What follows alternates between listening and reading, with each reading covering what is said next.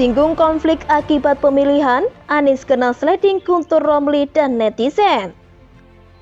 Adalah Jarod Saiful Hidayat, seorang haji yang kebetulan pada tahun 2017 berpartisipasi dalam Pilkada DKI Jakarta sebagai calon wakil gubernur. Berhubung ikut dalam pilkada waktu itu, mayoritas warga pasti tahu bahwa Jarod ini beragama Islam. Namun, Jarod tidak pernah menyangka bahwa gara-gara pilkada itu, dia mendapat teriakan usir dan pergi sehabis menunaikan sholat Jumat di Masjid Jami Al-Atiq di Tebet, Jakarta Selatan. Seorang muslim yang baru saja melaksanakan ibadah sholat bersama jamaah lainnya, kemudian diusir dari masjid itu. Gila dan edan. Begitu mengetahui kehadiran Jarod di masjid itu, seorang jamaah langsung berorasi menggunakan mikrofon. Mereka yang memilih pemimpin seorang Nasrani atau Yahudi itu orang munafik. Bila kita memilih orang non-muslim, sementara ada orang muslim sebagai pilihan, itulah kita dicap jadi seorang munafik, ujarnya. Diakhiri dengan pengusiran Jarod dari masjid itu. Allahu Akbar, Allahu Akbar. Usir, usir, usir, pergi, pergi. Demikian teriakan beberapa jamaah kepada Jarod. Haji Jarod menanggapi semua itu dengan senyuman. Itu fakta ya, bukan sekedar cerita. Sama dengan apa yang dikatakan oleh peneliti LIPI Siti Zuro. Pilkada DKI Jakarta kali ini adalah yang terburuk karena tidak mampu mengedepankan akal sehat. Kita ditarik ke isu-isu yang sensitif dan primordial, bukan yang substantif, ujar Siti. Ini juga fakta, yang kemudian diperjelas lagi oleh Direktur Riset Media Survei Nasional atau Median Sudarto. Keterpilihan Anies Baswedan itu salah satu faktor yang paling utama ketika di DKI Jakarta lalu adalah karena efek gerakan 212. Kita nggak bisa memisahkan antara 212 dengan Anies Baswedan. Hasil survei kami mengatakan bahwa Anies Baswedan, mohon maaf, dipilih nomor 1 bukan karena kapabilitas dia, papar Sudarto. Ini nyata kok, sejak masa kampanye hingga pasca terpilih jadi gubernur, Anies terus berusaha mempertahankan hubungan baiknya dengan gerombolan Rizik Syihab.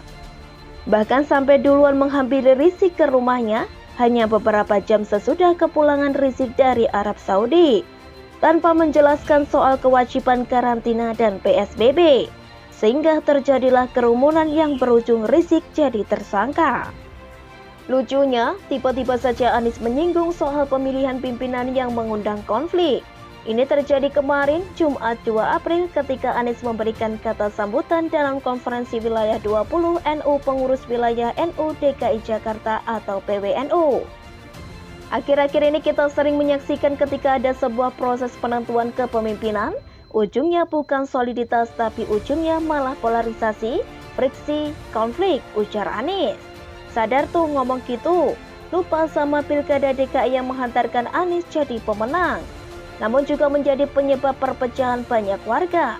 Bukannya dia mengapresiasi aksi 212 waktu itu, bukannya dia selalu hadir dalam acara reuni 212, menasihati orang lain, tapi dirinya memanfaatkan konflik yang pernah terjadi gara-gara pemilihan kepemimpinan. Apa ini namanya? Munah. Artikel berita soal pernyataan Anies di atas yang dilansir Kompas.com pun ramai dengan komentar pedas para netizen. Yang menohok tentu saja dari Guntur Romli, politisi PSI. Orang ini kayak habis ngentut, terus teriak-teriak, siapa nih yang ngentut? Cuit Guntur Romli, sambil meneruskan artikel berita Kompas.com itu. Para netizen pun ramai menimpalinya. Kayaknya Anies sudah mulai khawatir jika dia tidak terpilih lagi karena peliharanya sudah dibubarkan oleh pemerintah. Mungkin dia mau gubernur DKI tidak lagi melalui pemilihan, tapi melalui demo-demo aja. Tulis akun @masrindourahu. Selain cuitan Guntur Romli, cuitan akun resmi Kompas.com yang membagikan berita itu juga mendapat ratusan komentar pedas para netizen. Emangnya saat Anies menang pilkada DKI, gak bikin konflik ya? Jadi orang kok belaga amnesia ya? Besok saya kirimin cermin ukuran jumbo deh, biar bisa diajak ngobrol dengan tenang. Mungkin di situ ada jawabannya. Tulis akun @gausadave.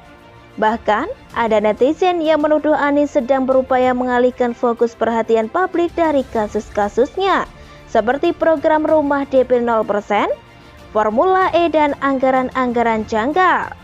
Ada pula netizen yang mengunggah video epik anak kecil berbaris sambil meneriakkan bunuh Ahok. Yang lain mengunggah berita soal jenazah nenek Hindun yang ditelantarkan warga karena pemilih Ahok. Inilah karma yang sedang dipetik Anies. Sejarah sudah mencatat, rekam jejak pun gampang dicari. Hanya karena Anies ini modelnya tebal muka saja, dia bisa tidak malu-malu sok ngomong seperti di atas itu. Bisa jadi Anies sedang mencoba jalan lurus karena terancam vakum selama 2 tahun pasca 2022 demi nyapres di 2024. Karena rakyat sudah lebih pintar dan kadrun sudah terpojok. Ya, jadi gini sih hasilnya, menampar diri sendiri, rasainlah selalu dari kura-kura.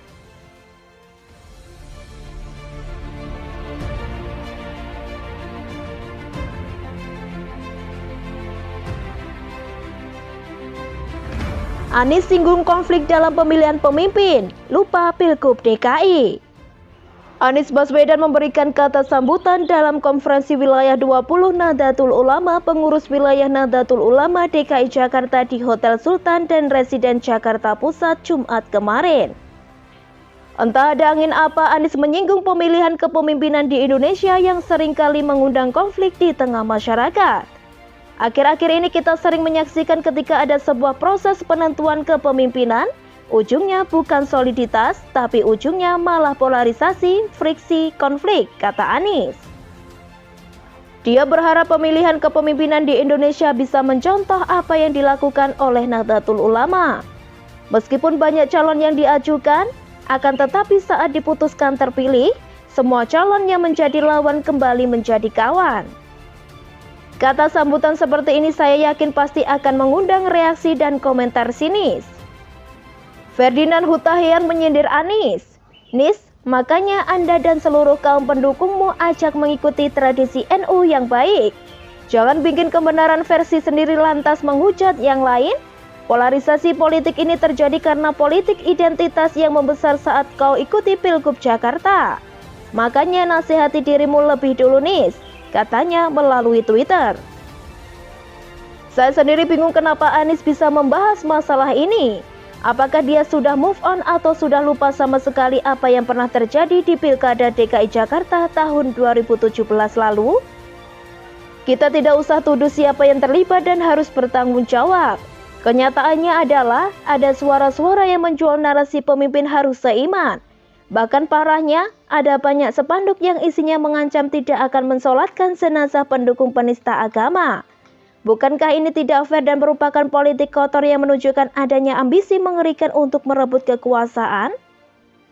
Ada kelompok-kelompok yang menjual serta mempolitisasi ayat dan mayat. Ada pula kelompok yang mempolitisasi sebuah isu dengan demo berjilid-jilid. Semua itu benar-benar terjadi di Pilkada DKI 2017 dan merupakan salah satu sejarah demokrasi kelam di negara ini. Siapa yang dirugikan dari narasi tersebut? Tentu saja Ahok. Bahkan Cawagup saat ini Jarod sempat diusir saat sholat Jumat. Ada teriakan usir dan pergi menggema. Ini benar-benar parah dan tidak bermoral. Dan yang paling tidak bisa dilupakan adalah sekelompok anak-anak yang sedang melakukan pawai obor, lalu menyanyikan lagu dengan lirik bunuh si Ahok. Masih ingat siapa yang ajarin mereka? Siapa yang provokasi? Anak-anak itu tidak tahu apa-apa dan pasti dihasut. Kalau Anies bisa menyinggung soal konflik dalam pesta pemilihan pemimpin, harusnya dulu dia mencegah hal tersebut terjadi. Atau setidaknya menghimbau untuk melarang narasi tersebut beredar luas. Coba ingat-ingat lagi kelompok apa yang mendukung Anies saat itu. Sekarang kelompok tersebut ketahuan belangnya. Harusnya Anies berkaca dan malu saat bicara soal ini. Tapi bukan Anies namanya kalau tidak percaya diri dan bertebal kulit muka. Dulu saja sering mengumbar janji muluk semasa pilkada yang pada akhirnya sulit diwujudkan. Satu persatu program andalannya merangkak dengan susah payah, jauh dari target yang diharapkan. Dulu aja sering mengumbar janji muluk semasa pilkada yang pada akhirnya sulit diwujudkan.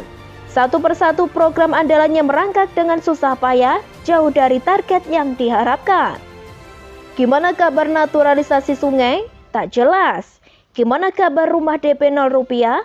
Mengenaskan. Progres sangat lambat, pengadaan lahan tersangkut kasus korupsi. Gimana kabar OKOC? Gaungnya seolah tidak kedengaran lagi. Padahal sebelumnya ada tagline yang bombastis sekali. Dimodalin, disediakan tempat usaha dan dicarikan pembeli. Bahkan ada satu politisi yang lupa namanya komplain kalau pelatihan OKOC kurang lebih berisi cuap-cuap.